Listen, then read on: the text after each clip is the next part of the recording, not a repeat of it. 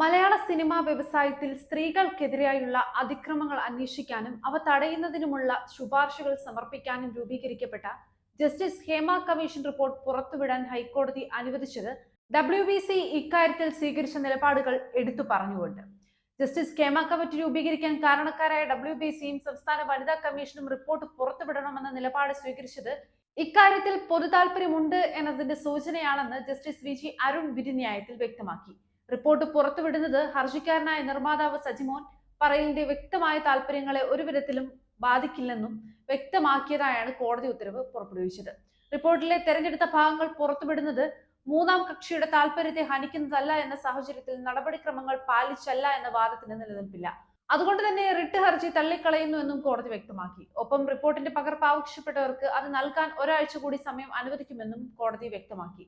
സംസ്ഥാന വിവരാവകാശ കമ്മീഷന്റെ ഉത്തരവ് പ്രകാരം ഹേമ കമ്മിറ്റി റിപ്പോർട്ടിലെ തെരഞ്ഞെടുത്ത ഭാഗങ്ങൾ ജൂലൈ 24-ന് പുറത്തുവിടുന്നതിന് മണിക്കൂറുകൾക്ക് മുമ്പാണ് കോടതി സ്റ്റേ അനുവദിച്ചത്.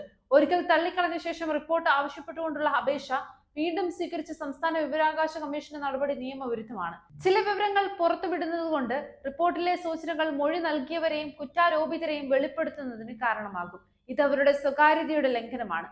ലൈംഗിക അതിക്രമങ്ങളുടെയും അവഹേളനത്തിന്റെയും മറ്റും വിവരങ്ങൾ റിപ്പോർട്ടിലുള്ളത് കൊണ്ട് ഇതിലെ വിവരങ്ങൾ പുറത്തുവിടരുതെന്ന് ജസ്റ്റിസ് ഹേമ കമ്മിറ്റി തന്നെ നിർദ്ദേശിച്ചിരുന്നു.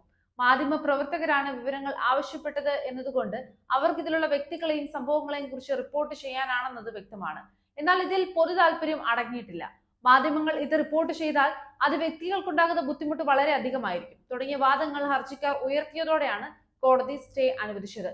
റിപ്പോർട്ട് പുറത്തുവിടാനുള്ള ഉത്തരവിനെ എതിർക്കുന്ന ഹർജിക്കാരന്റെ നിലപാടിന് നിലനിൽപ്പില്ല എന്നും സംസ്ഥാന വിവരാവകാശ കമ്മീഷൻ വാദിച്ചു. ഹർജിക്കാരൻ ഇതിന് ഒരു പങ്കുമില്ല.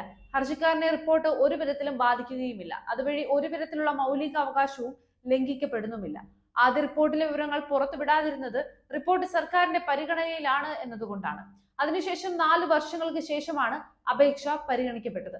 മാത്രമല്ല റിപ്പോർട്ടിലെ തെരഞ്ഞെടുക്കപ്പെട്ട ഭാഗങ്ങൾ മാത്രമാണ് ആവശ്യപ്പെട്ടത് എന്നതുകൊണ്ട് വിവരാവകാശ നിയമപ്രകാരം നിഷേധിക്കുവാനും സാധിക്കില്ല. റിപ്പോർട്ട് മുഴുവനായും പരിശോധിച്ച ശേഷം ഇതിലെ വ്യക്തികളെ തിരിച്ചറിയുന്നതോ സംഭവങ്ങളൊന്നും തന്നെ ഉൾപ്പെടുത്തിയിട്ടില്ല എന്ന് ഉറപ്പുവരുത്തിക്കൊണ്ട് തുടങ്ങിയ വാദങ്ങളാണ് കമ്മീഷൻ ഉന്നയിച്ചത്. സംസ്ഥാന സർക്കാരും ഉത്തരവിനെ ചോദ്യം ചെയ്യാനുള്ള ഹർജിക്കാരന്റെ അവകാശത്തെ ചോദ്യം ചെയ്തു. റിപ്പോർട്ട് പുറത്തുവിടുന്നതിനെ അനുകൂലിച്ച് സംസ്ഥാന വനിതാ കമ്മീഷനും WBCയും ജസ്റ്റിസ് ഹേമ കമ്മിറ്റിയുടെ ശുപാർശകൾ മാത്രമല്ല കമ്മിറ്റി രൂപീകരിക്കുന്നതിലേക്ക് നയിച്ച കാര്യങ്ങളും പൊതുസമക്ഷത്തിൽ ചർച്ച ചെയ്യണമെന്ന നിലപാടാണ് സ്വീകരിച്ചത്. അത് മലയാള സിനിമയിൽ നിലനിൽക്കുന്ന സ്ത്രീ വിരുദ്ധ നിലപാടുകൾക്കെതിരെ നടപടി സ്വീകരിക്കാൻ സർക്കാരിനെ പ്രേരിപ്പിക്കും. സിനിമാ മേഖലയിൽ നിലനിൽക്കുന്ന അനാരോഗ്യപരമായ പ്രവണതകൾ തുടരുന്നതിന് വേണ്ടിയാണ് ഹർജിക്കാരൻ കോടതിയെ സമീപിച്ചതെന്നും ഇവർ വാദിച്ചു. സിനിമയിലെ സ്ത്രീ വിരുദ്ധതയ്ക്കും സ്ത്രീകൾക്കെതിരെയുള്ള അനീതിക്കും എതിരെ പൊരുതാനാണ് WBC രൂപീകരിക്കപ്പെട്ടത് എന്ന വിധിന്യായത്തിന്റെ തുടക്കത്തിൽ കോടതി ചൂണ്ടിക്കാട്ടി. ഇതിന്റെ രൂപീകരണത്തിന് ശേഷമുണ്ടായ ചില സംഭവ വികാസങ്ങളാണ് ഇത്തരമൊരു കമ്മിറ്റി രൂപീകരിക്കണമെന്ന് സർക്കാരിനോട് ആവശ്യപ്പെടാൻ WBCയെ പ്രേരിപ്പിച്ചതെന്ന് കോടതി പറഞ്ഞു. മലയാള സിനിമയിൽ ജോലി ചെയ്യുന്ന സ്ത്രീകളുടെ സുരക്ഷ ഉറപ്പുവരുത്തുക എന്നതായിരുന്നു ആവശ്യമെന്നും കോടതി ചൂണ്ടിക്കാട്ടി. 2017-ൽ രൂപീകരിക്കപ്പെട്ട ജസ്റ്റിസ് ഹേമ കമ്മിറ്റി 2019 ഡിസംബറിലാണ് റിപ്പോർട്ട് സമർപ്പിക്കുന്നത്. എല്ലാ കക്ഷികളുടെയും വാദം കേട്ട ശേഷം ഹർജി നിലനിൽക്കില്ല എന്ന് കോടതി വ്യക്തമാക്കുകയായിരുന്നു. വ്യക്തിഗതമായി ഒരാളെ ബാധിക്കാത്തിടത്തോളം ഉത്തരവിനെതിരെ ഒരാൾക്ക് റിട്ട് ഹർജി നൽകാൻ സാധിക്കില്ല. റിപ്പോർട്ട് എങ്ങനെയാണ് ഹർജിക്കാരനെ ബാധിക്കുന്നത് എന്നത് തെളിയിക്കാൻ സാധിച്ചിട്ടില്ലെന്ന് കോടതി ചൂണ്ടിക്കാട്ടി. അറിയാനുള്ള അവകാശം ഭരണഘടനാപരമായ നടപടികളിൽ ഒരു പൗരനെ ഭാഗമാക്കുന്നതിനുള്ള പ്രധാന കാര്യങ്ങളിലൊന്നാണ്.